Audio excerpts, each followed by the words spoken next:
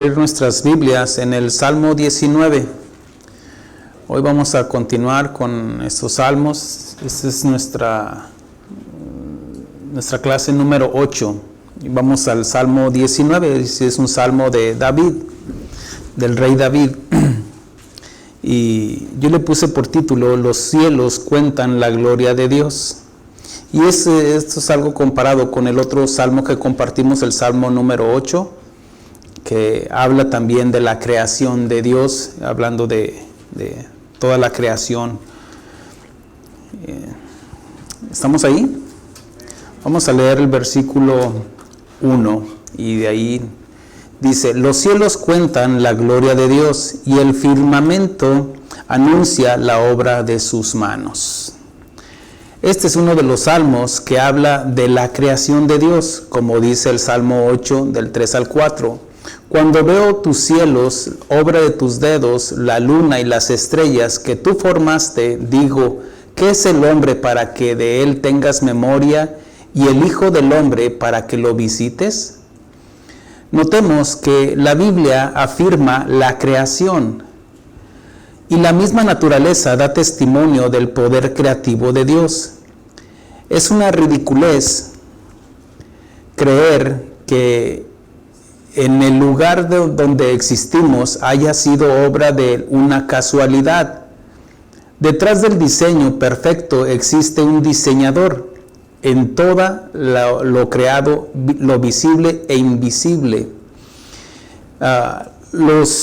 Obviamente los ateos, los que no creen en Dios, pues sacan sus hipótesis, sus filosofías, donde ellos pueden asegurar, bueno, son teorías nada más, quiere decir que no hay nada comprobado, donde dicen que una explosión hace millones de años, se conoce como el Big Bang, pum, una explosión, y que de ahí pum, surgió la materia, y de ahí, bueno, surgió el planeta Tierra. Cuando, bueno, ya en la clase que dimos en el Salmo 8, expliqué de qué tamaño es la Tierra, el Sol,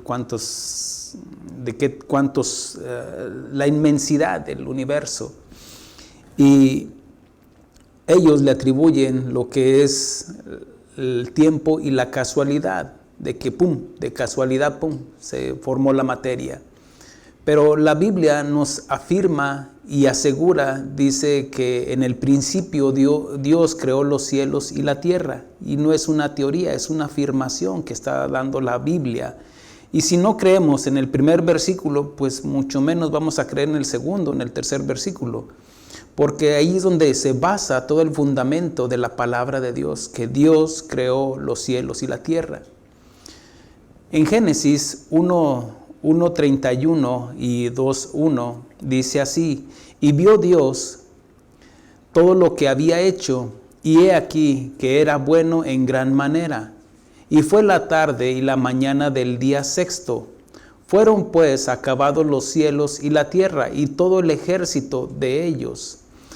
Notemos cuando dice, y Dios creó los cielos y la tierra. No solamente está hablando de un cielo, sino lo que conocemos como lo que es de la atmósfera, de la tierra. La atmósfera es un cielo, el segundo cielo es el de las constelaciones, el tercer cielo es donde está la presencia de Dios. Imagínense, para que Dios haya creado todo el universo, pues tuvo que haber sido alguien más grande que el universo. Y si el universo es infinito, imagínense, habla de su eterno poder y su deidad. Tengo un tío que vive en la ciudad más grande del mundo, en la Ciudad de México. Bueno, de hecho ya son dos ciudades, ¿no? Estado de México y la Ciudad de México, el DF. Pero bueno, se conoce como la ciudad más grande del mundo, la más poblada. Y él vive ahí, y cada vez que viene aquí, él me dice, vamos allá afuera en la noche. Porque dice, es que esto no se ve allá. Él vive en la Ciudad de México y por tantas luces que hay en la ciudad, pues no se puede contemplar como lo que, bueno, ustedes saben dónde vivo, donde apaga uno la luz y se ve todo el firmamento de las estrellas. Y a él le gusta esto porque es que esto no se ve allá.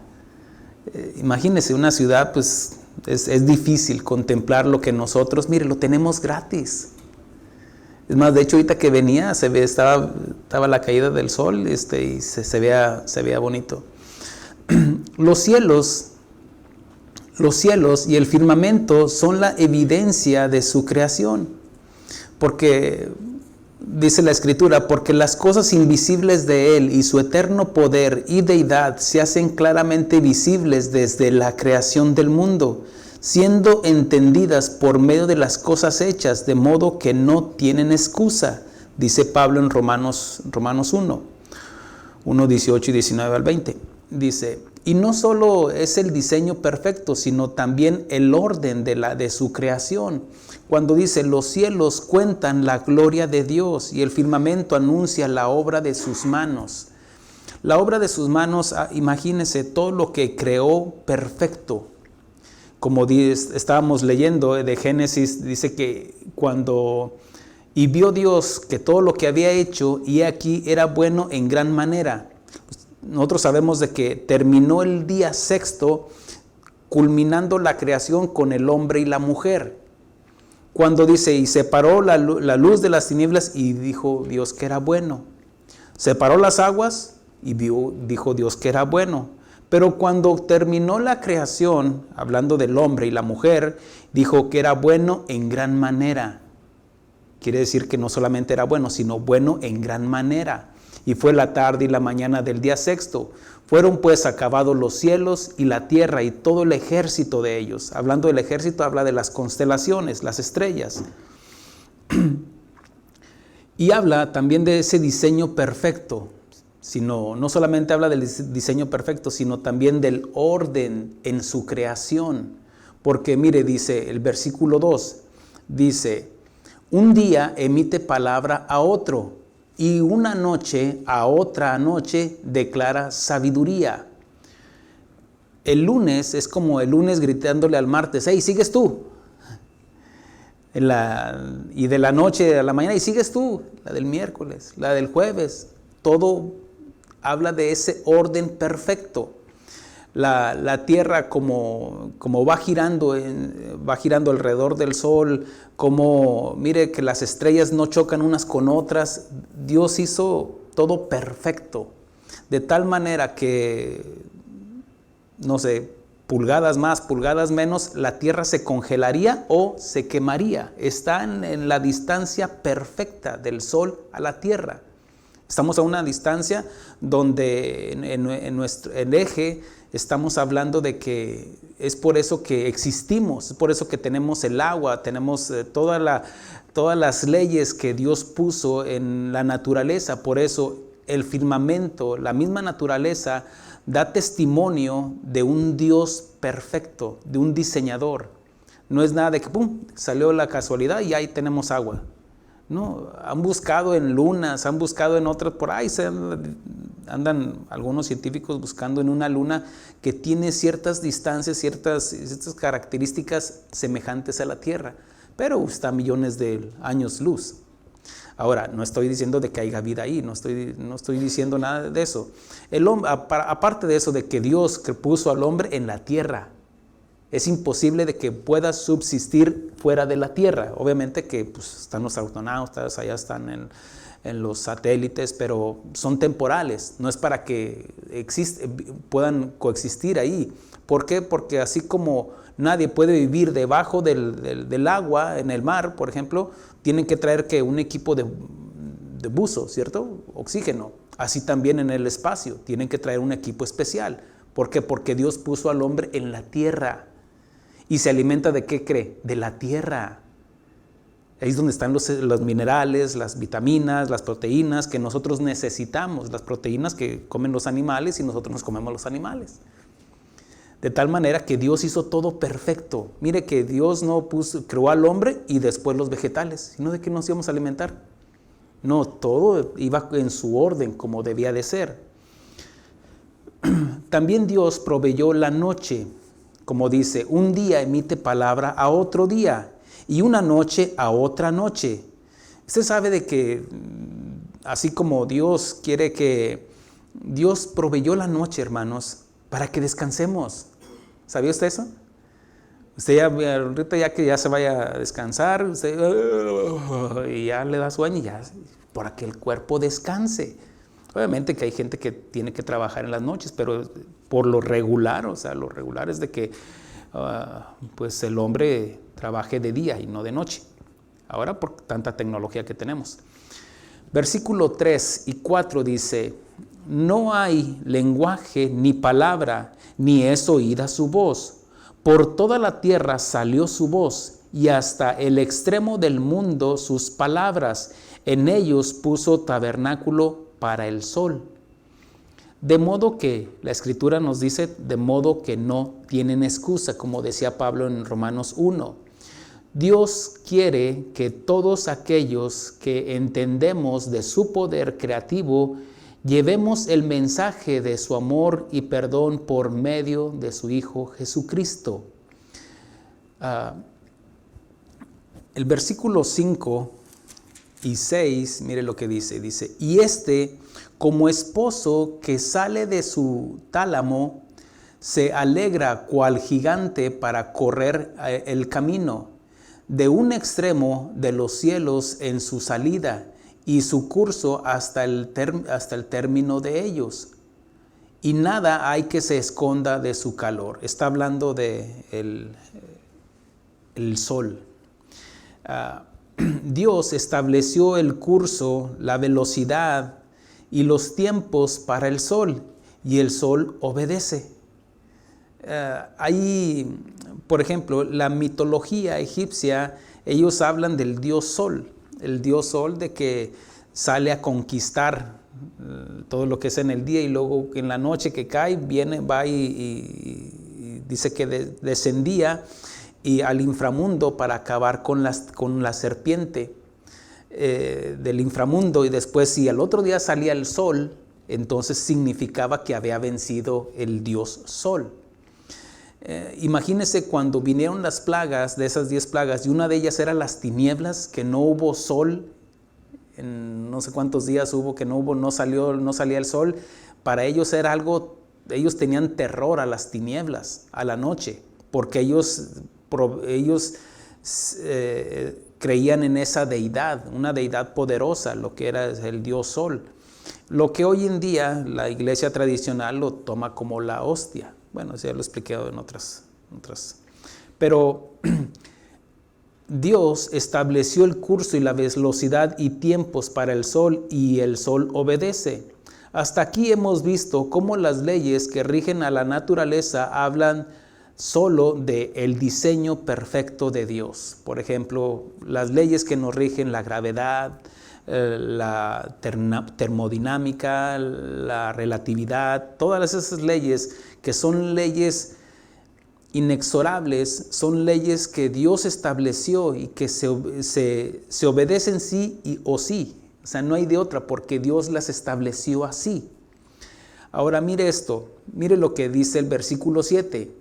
Y la ley de Jehová es perfecta. Cuando habla de la ley de Jehová, no solamente está hablando de la ley mosaica, sino que está hablando de su palabra, está hablando de lo que es el Tanaj, la Torá.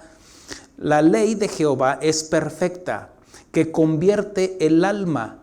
El testimonio de Jehová es fiel, que hace sabio al sencillo. Ahora, ¿cómo es que se puede llegar a entender esto? ¿Cómo es que dice que llega a ser sabio al sencillo? En otras versiones, no sé si alguien traiga otra versión que en vez de sencillo diga otra palabra. ¿Todos dicen sencillo? No. Hay alguna que dice, bueno, patán, o otras palabras, que es, en vez de decirlo, bueno, Reina Valera lo dice más sencillito, sencillo. Pero en sí hace sabio al necio, diría otra versión. Dice, la ley de Jehová es perfecta, que convierte el alma. ¿Cómo es que la persona, o el alma está hablando de una persona, que convierte el alma? La forma que se puede transformar la vida de una persona es a través de la fe. La fe viene por el oír, y el oír la palabra de Dios. Por eso el escritor de Hebreos 11, en 11, versículo 2 dice, por la fe entendemos que Dios creó el universo con el poder de su palabra. ¿Qué se necesita? Creer. Y porque creo, entiendo. ¿Cuál es la fórmula? Creer. Creer todo lo que dice la Biblia. Dice que todo aquel que no se conforma a las sanas palabras de nuestro Señor Jesucristo, nada sabe y delira. Ahora, cuando nosotros estamos afirmando las verdades absolutas de Dios, no son hipótesis, son verdades absolutas. No son subjetivas, no son que es un relativismo que yo lo veo como yo lo quiero ver o que para ti es una verdad, para mí es otra. No, son verdades absolutas de parte de Dios. Y cuando dice, por la fe entendemos, y aquí es donde el escritor de Hebreos menciona, lo dice así. Por la fe entendemos haber sido constituido el universo por la palabra de Dios, de modo que lo que se ve fue hecho de lo que no se veía. ¿Por qué? Por el poder de la palabra de Dios. Dios dijo, hágase la luz. Y vio Dios que era bueno. Todo es con el poder de su palabra. Todo fue creado por Él y para Él. ¿Para quién? Bueno, recuerde que la palabra es Cristo. Dice el Señor Jesús, yo salí de Él y vuelvo a Él. Cuando sale de Él es que salió de dentro de Él, de esa luz inaccesible, donde sale Cristo como Hijo, Dios Hijo, y es el poder creativo. Todo fue creado por Él y para Él. Juan, el evangelista Juan, nos menciona desde el Evangelio, capítulo 1, nos lo dice así. En el principio era el verbo, porque el verbo era con Dios, porque el verbo era Dios. En el principio era el verbo, y el verbo era con Dios, y el verbo era Dios. Este era en el principio con Dios. Todas las cosas por Él fueron hechas, y sin Él nada de lo que ha sido hecho fue hecho. En Él estaba la vida, y la vida era la luz de los hombres.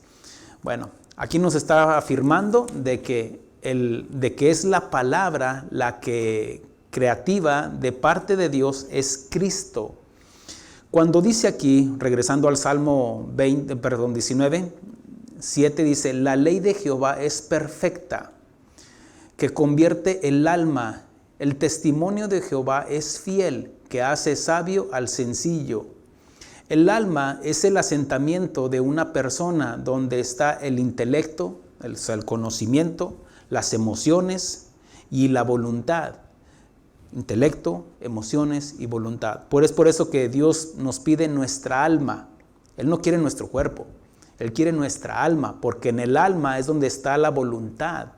De nada serviría el cuerpo de una persona, pero su voluntad, su corazón está lejos de Él. Por eso Él dice, esta generación de labios para afuera me alaba, mas su corazón está lejos de mí.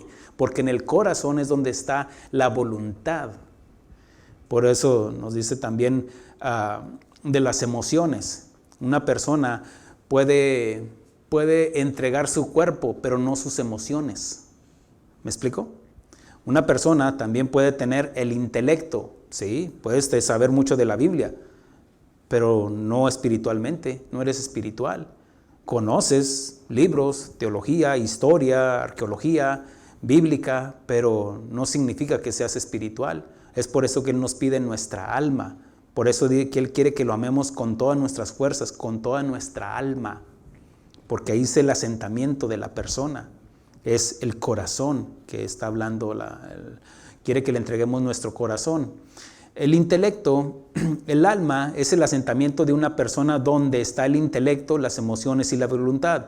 Y lo único que puede cambiar la conducta, el carácter, el pensamiento de una persona es la poderosa palabra de Dios. Y nos revela su voluntad su voluntad de Él y el mismo Dios que nos creó. cuando dice que hace sabio al sencillo.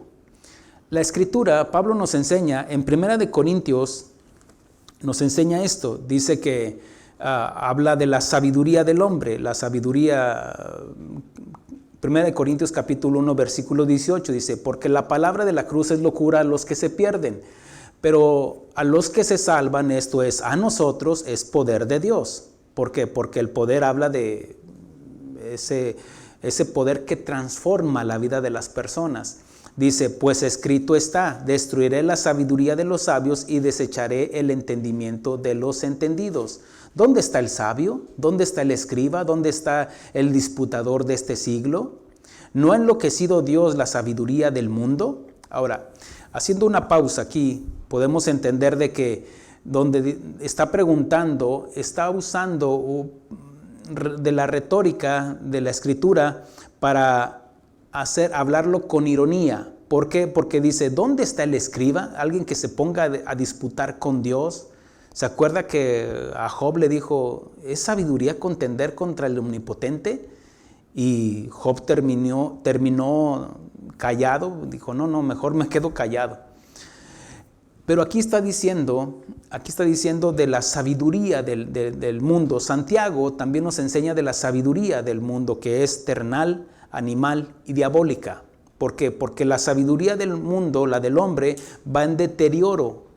Si usted se fija cómo estamos viviendo el día de hoy, todo el pensamiento es de dinero, todo es de diversión, todo es lo contrario a buscar de la palabra de Dios.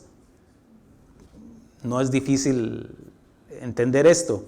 Ahora, cuando está hablando de esto, de la sabiduría del mundo, notemos que lo único que puede transformar el pensamiento o hacer sabio al sencillo, está hablando de que es la poderosa palabra de Dios. Por eso dice, versículo 25, dice, porque lo insensato de Dios, entiéndase, lo insensato de Dios es una persona no culta. De paso, pues cuando nos dicen vamos al culto es porque venimos a cultivarnos, para aprender, no solamente de la Biblia, sino de todo lo que la Biblia nos puede enseñar, inclusive de tantas otras materias que nos pueden ayudar a entender lo que nos dice la Biblia. Dice, pues lo insensato de Dios, porque lo insensato de Dios es más sabio que los hombres, y lo débil de Dios es lo más fuerte de los hombres. Pues mirad, hermanos, vuestra vocación, que no sois muchos sabios según la carne, ni muchos poderosos, ni muchos nobles, sino lo necio del mundo escogió Dios para avergonzar a los sabios, y lo débil del mundo escogió Dios para avergonzar a lo fuerte. Más adelante nos dice ya en el capítulo 2, versículo 8, versículo 6, dice, sin embargo, hablamos sabiduría entre los que han alcanzado madurez. Entiéndase, ya una persona que ya conoce de la palabra de Dios y que ha sido trasladado de la ignorancia al conocimiento. Ha sido trasladado de las tinieblas a su luz admirable. Ha dejado de ser hijo del diablo, ahora ser hijo de Dios. Sencillito. ¿Para qué lo complicamos?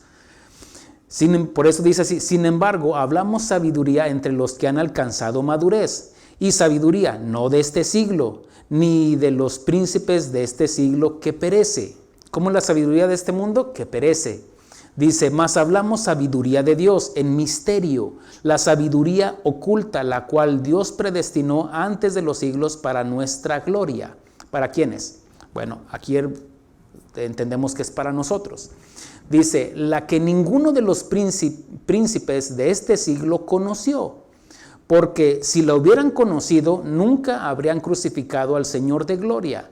Antes bien, como está escrito, cosas que ojo no vio, ni oído oyó, ni han subido en el corazón de hombre, son las que Dios ha preparado para los que le aman. Ahora, si se fija, aquí nos está hablando de cosas que aún científicos entendidos o filósofos no entienden. ¿Por qué? Porque no consideran a Dios, sacan a Dios de la ecuación. Es, por ejemplo, lo que estuvimos estudiando en los salmos pasados. Dice el necio en su corazón, no hay Dios, pero ya lo expliqué. Recuerde que lo necio es aquello que niega o se obstina en no hacer algo que sabe que debe de hacer. Ahora, cuando menciona esto, como una persona común, una persona común o sencilla, como dice el Salmo, que no tiene posgrados de ciencia, de medicina, de arqueología, de cosmología, de biología, puede entender cosas que ni siquiera vamos a decir, en una universidad le estén enseñando, pero lo enseña, por ejemplo, un texto de vamos a decir, de un científico el día de hoy que estudie biología. Bueno, usted sabe, si le enseñaron lo que fue la biología para diferenciar de un hombre y una mujer, pues con el ADN se da uno cuenta. ¿Por qué? Porque es XX y XY. XX es mujer, XY es hombre. Ahora, ¿cómo es que hoy en día científicos, y perdón por esa risa, y no es de burla, es de que suena hasta ilógico, mire, hay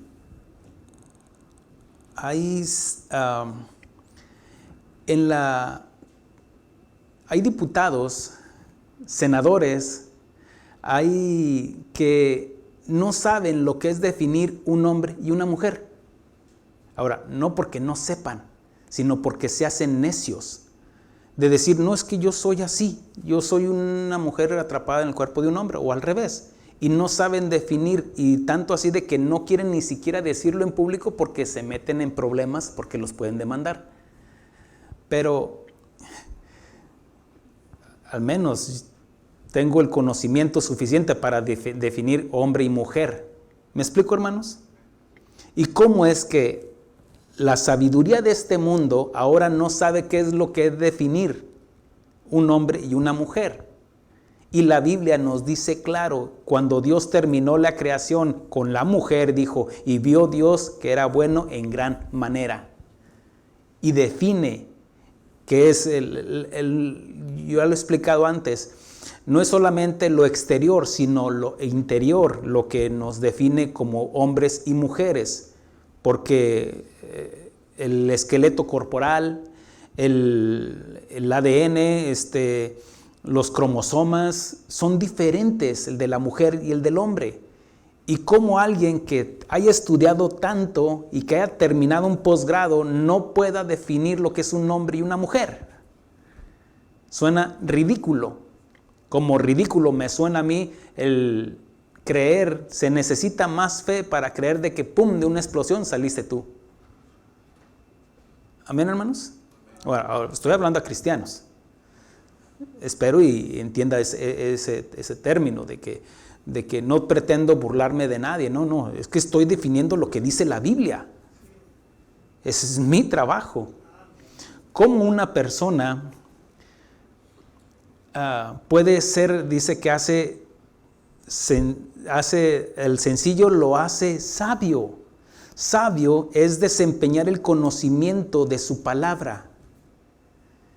La prudencia es actuar en la hora, en el momento y en el lugar correcto. Pero la sabiduría que viene de parte de Dios es la dádiva de parte de Dios para nosotros. Cosas que ojo no vio, ni oído oyó, ni han subido en el corazón de hombre, son las que Dios ha preparado para los que le aman. Pero Dios nos las reveló a nosotros por el Espíritu, porque el Espíritu todo lo escudriña, aún lo profundo de Dios. Porque ¿quién de los hombres sabe las cosas del hombre sino el espíritu del hombre que está en él? Así tampoco nadie conoció las cosas de Dios sino el Espíritu de Dios. Y nosotros no hemos recibido el espíritu del mundo, sino el Espíritu que proviene de Dios, para que sepamos lo que Dios nos ha concedido, que es la sabiduría, el conocimiento, que hace sabio al sencillo, la sabiduría de parte de Dios. toda dádiva y don perfecto que desciende de lo alto, lo cual también hablamos, no con palabras enseñadas por sabiduría humana, sino con las que enseña el Espíritu, acomodando lo espiritual a lo espiritual. Pero el hombre natural no percibe las cosas que son del Espíritu de Dios, porque para él son locura y no las puede entender, porque se han de discernir espiritualmente. Ahora, perdón por mi sarcasmo, pero si para ellos nuestra creencia, nuestra fe está en la cruz, como dice, porque la palabra de la cruz es locura a los que se pierden. Para ellos nosotros estamos locos. Pero aquí nos dice, sí, para ellos es locura lo que nosotros profesamos, porque hemos creído. ¿Cómo puedes diferenciar de una persona, tu eternidad, en creerle a Dios lo que dice su palabra? El cielo y la tierra pasarán, mas su palabra no pasará. Y si nosotros tenemos la palabra viva y activa dentro de nosotros, no pasaremos, hermanos. Regresando al Salmo 19, dice el versículo 8, dice: los mandamientos de Jehová son rectos, que alegran el corazón. El precepto de Jehová es puro, que alumbra los ojos. Pocas cosas pueden producir gozo como el saber que estamos a cuentas con Dios. Mire, si usted tiene un pecado que no ha confesado, usted no está tranquilo, porque algo lo está separando de Dios, ¿cierto? Ah, pecadores. Ay, ya los agarré.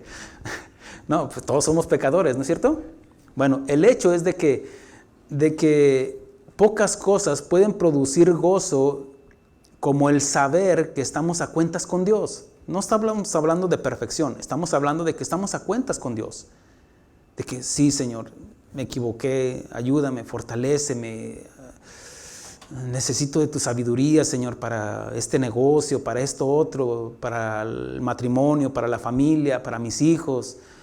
Necesitamos de la sabiduría de Dios.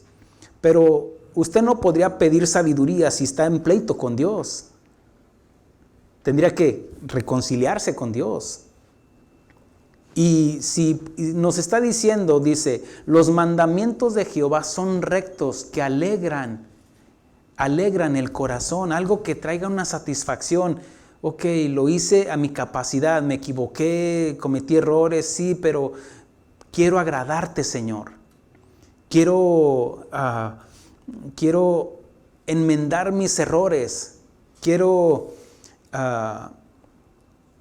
No quiero justificarme, quiero estar en paz contigo, algo que a pesar de lo que estemos pasando, viviendo, experimentando, podamos experimentar esa paz que sobrepasa el entendimiento. Eso trae gozo, hermanos. Eso trae una paz, una tranquilidad, que vas a dormir tranquilo.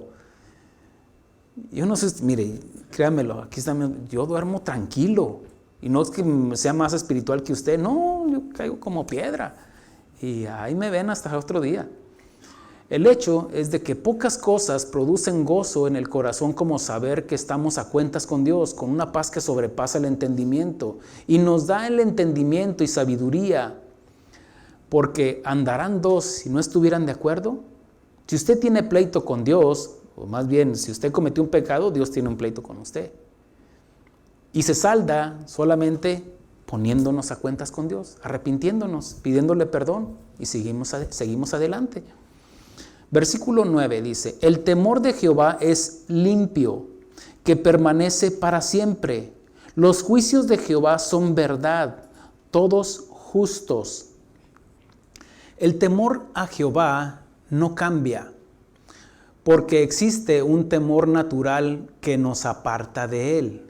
Cuando, como ahorita le digo, ¿no? Si usted está en un pecado, usted pues no quiere ni siquiera venir a la iglesia, o no quiere ni siquiera que el pastor me vea, o no quiere que nadie lo vea, hablando de los hermanos. Pero porque la Escritura nos enseña, andarán dos si no estuvieran de acuerdo. El temor de Jehová no cambia porque existe un temor natural que nos aparta de Él, y más cuando andamos mal. Nos apartamos de Dios, nos queremos esconder, queremos, es más, que nadie nos vea. Pero está el otro temor, ese temor que todos experimentamos delante de Dios como hijos de Dios, un temor reverente. Ese temor reverente nos acerca a Dios. En vez de apartarnos, nos acerca a Dios. Es como, tal vez, usted ya le dio su pao a su niño, pero su niño no corre, al contrario, se acerca a usted, porque quiere el consuelo, ¿no es cierto? O sea, llega haciendo sus pucheros, ¿me perdonas? Sí, mi hijo, ya, mire, ya le explicó, ya lo consuela. Eso es lo que Dios quiere, que nosotros, que a pesar de que haya el temor que nosotros experimentamos con Dios, es un temor a fallarle, de que no queremos fallarle. Es un temor, claro, porque Él es Dios.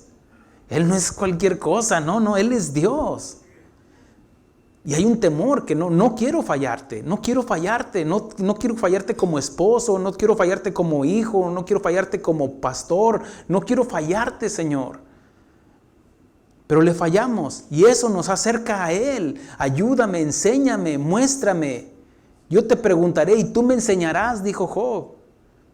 Eso no, fíjese, el temor que tenía Job no lo apartó, al contrario lo acercó. David por un tiempo estuvo apartado de Dios porque estaba cometiendo adulterio, había cometido pecados, eso lo estaba apartando de Dios, el pecado. Pero cuando confesó su pecado se acercó a Dios. 1000 puntos, llegó hasta allá. Se acercó a la presencia de Dios, ¿cómo? Arrepintiéndose. Y Dios lo perdonó. David experimentó la misericordia de Dios. Por eso son estos salmos, porque él experimentó la misericordia de Dios.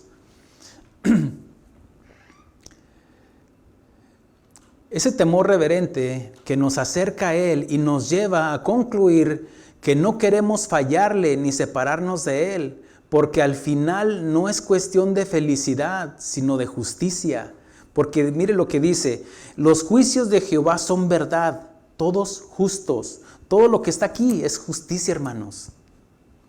La ira de Dios se revela contra toda impiedad e injusticia. Injusticia igual a pecado. Por eso, todo lo que Dios, la ira de Dios está contra el pecado, está contra la injusticia.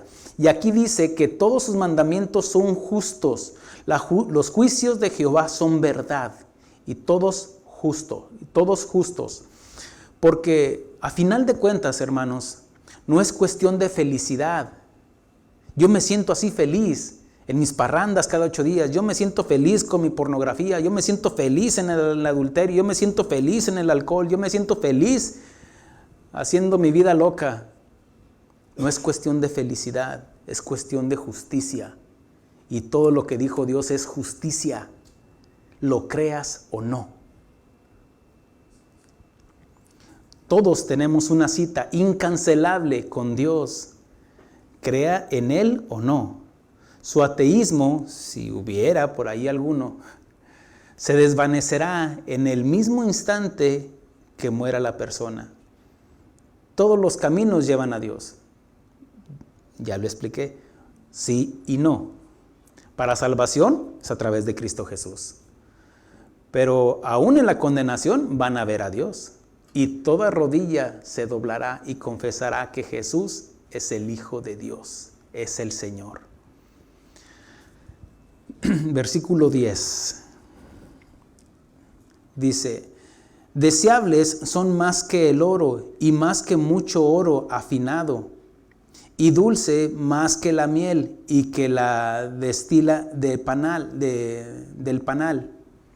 Versículo 11. Tu siervo es además amonestado con ellos. En guardarlos hay grande galardón. Alguien dijo que el cristianismo es el opio del pueblo. Bueno, lo dijo un filósofo, un ateo, Sigmund Freud. Él, pues, imagínese, él Bueno, él consideraba esto, pero lo decía despectivamente. Lo decía de tal manera que era como la droga para el pueblo. Y de tal manera que era como que si ahorita les dijera, no, el cristianismo es el fentanilo del pueblo. Los hace zombies. Bueno, esa era la intención que tenía él. Pero a decir verdad, déjeme decirlo, yo no lo diría así de esa manera. Lo que sí puedo decir que para el hombre y la mujer de Dios se vuelve una necesidad la palabra de Dios.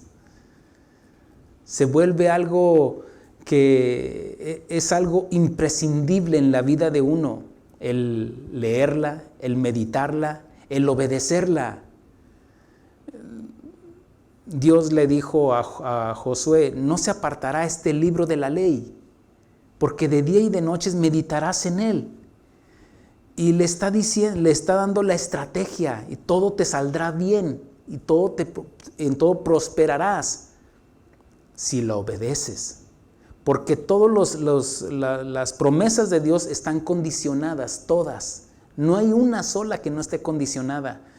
Entonces, podemos entender podemos decir que el cristianismo, o más bien la palabra de Dios, es nuestra opio, nuestra necesidad, nuestra medicina, es nuestra agua que sacía la sed del siervo. Es la medicina para el enfermo, son los lentes para el ciego, qué sé yo, ya no digo qué otra frase poner, pero el hecho es de que se vuelve una necesidad para nosotros el leerla, meditarla y obedecerla, porque sus mandamientos no son gravosos, dice Pablo. El hacer tu voluntad es mi deleite, dice el mismo salmista David.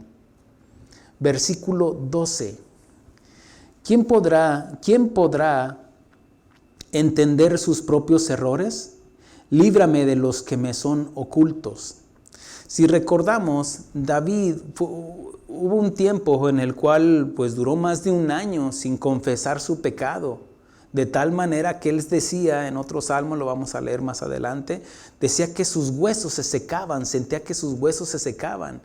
Y imagínese, no sé qué tipo de enfermedad haya experimentado él, o esa angustia, una ansiedad, qué sé yo, algo que no lo puedo explicar, porque pues no he vivido algo así, gracias a Dios.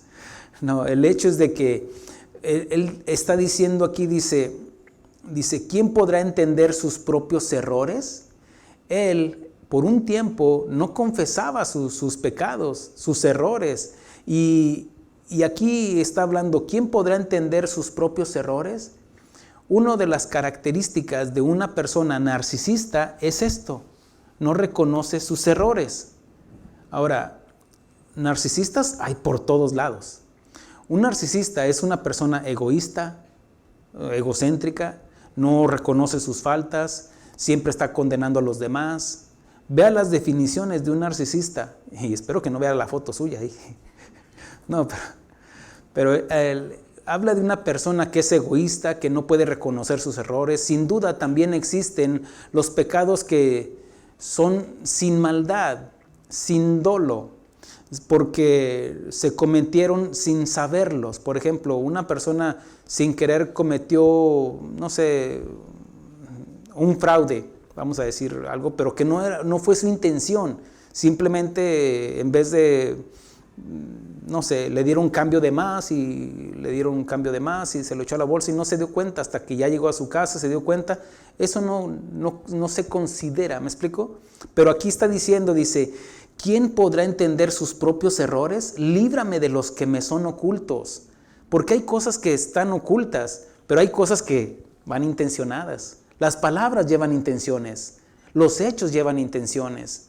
Por eso guarda tu corazón, porque de él mana la vida, pero del corazón salen los pleitos, las blasfemias, los engaños, las envidias. De las palabras se vuelven hechos. Las palabras, de los pensamientos se convierten en palabras, las palabras se convierten en hechos. Los hechos se convierten en acciones, las acciones se convierten en hábitos, los hábitos se vuelven las conductas. Ahora, ¿cómo es que una persona puede cambiar esa conducta? A través de la poderosa palabra de Dios, que transforma el alma de la persona, que transforma el alma, dice, que hace sabio al sencillo. David decía esto en este salmo porque era con conocimiento de causa. Versículo 13 dice: preserva también a tu siervo de las soberbias, que no se enseñoreen de mí. Entonces seré íntegro y estaré limpio de gran rebelión. La soberbia es uno de los pecados que ofenden más a Dios. La soberbia es cuando, mire, una persona necia, una persona soberbia, es que se enorgulleció. Es de el orgullo más orgullo igual a soberbia. Es doble porción de orgullo. Y Satanás cayó por el orgullo, por la soberbia. Y ya vemos, ahí podemos encontrar la raíz de todos los males. La soberbia, el orgullo. Una persona con dinero se vuelve orgulloso. Una persona con título se puede volver orgulloso. No es una regla tampoco. Pero porque también hay gente muy rica que es sencilla, como también hay gente muy inteligente que es sencillo. ¿Me explico? Pero siempre el conocimiento, la estatura, el tamaño, la hermosura, cosas que pueden hacer que el corazón se ladie para un lado, de tal manera que ya no hay un equilibrio, no hay un balance, que me siento más, me siento superior a los demás, y eso provoca la soberbia. Ahora, está como una alta autoestima, pero por otro lado está el otro lado, cuando me siento menos. Yo soy menos, mejor me como un gusanito. No, un equilibrio, hermanos. Por eso la palabra, mire, es con un equilibrio, hermanos. No somos ni más ni menos. No, somos, en Cristo no hay diferencia ya. ¿Amén, hermanos?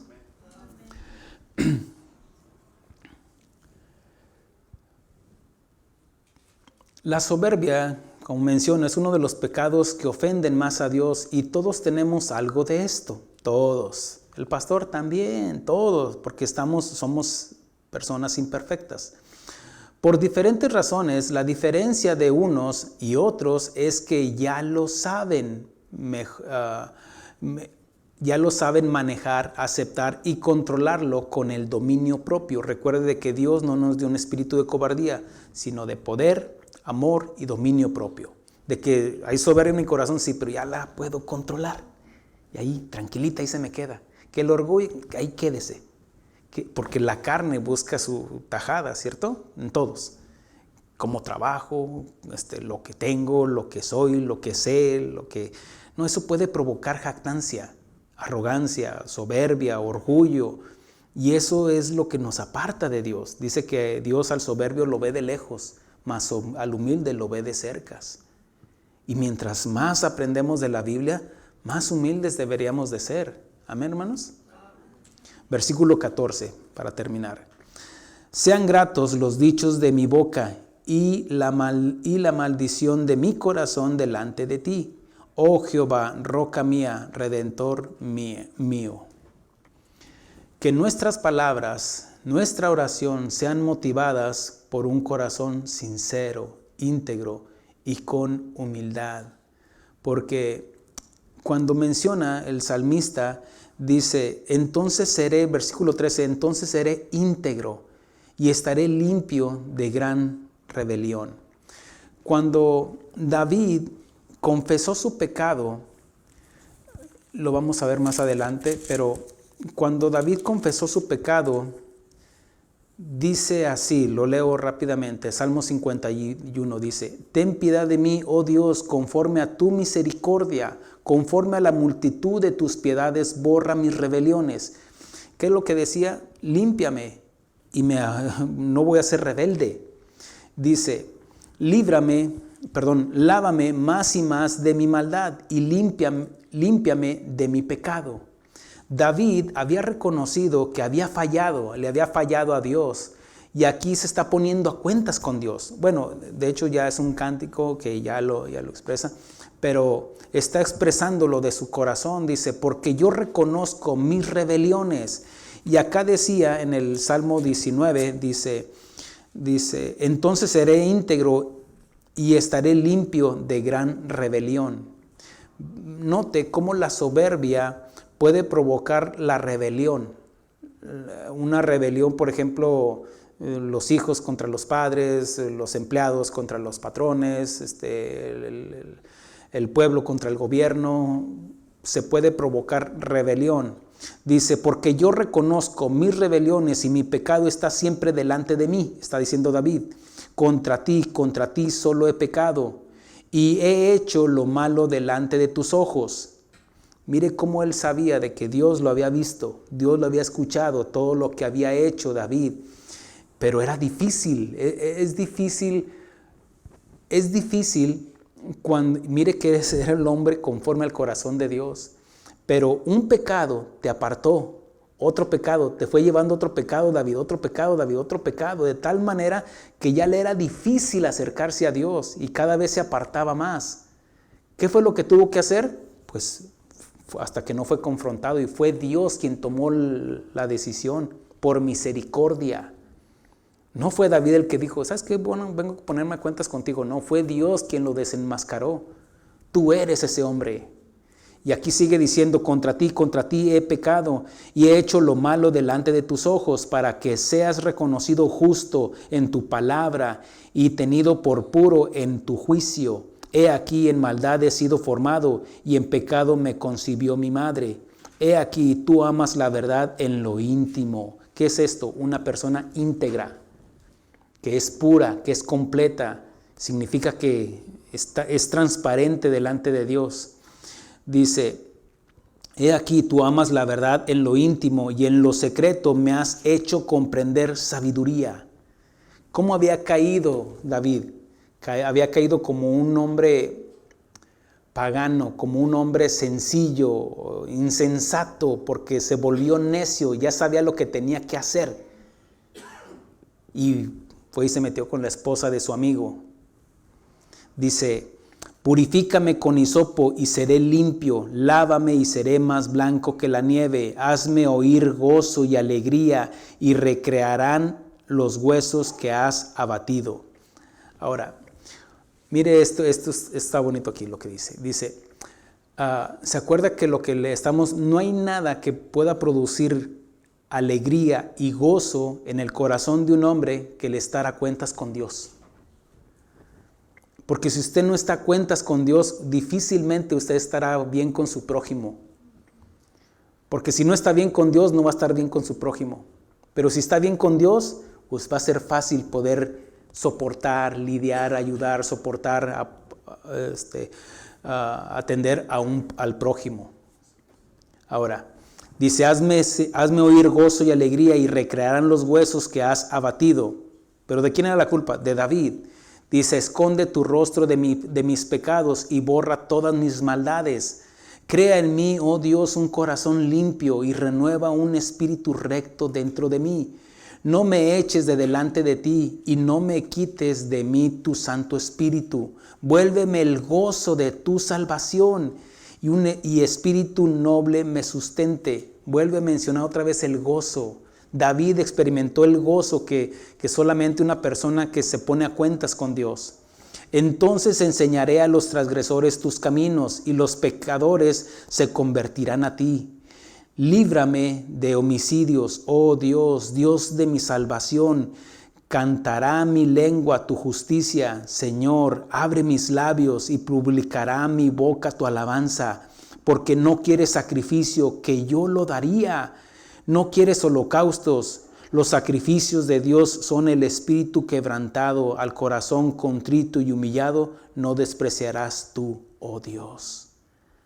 Haz bien con tu benevolencia a Sión Edifica los muros de Jerusalén, entonces te agradarán los sacrificios de justicia, el holocausto u ofrenda de toda quemada. Entonces ofrecerán becerros sobre tu altar. Gloria a Dios. Con esto vamos a concluir este estudio del Salmo 19 y que Dios nos siga guiando para entrar a los próximos salmos. Amén, hermanos. Póngase de pie. Vamos a hacer una oración y con esto despedimos a nuestros hermanos. Dios les guarde y Dios les bendiga. Bendiciones.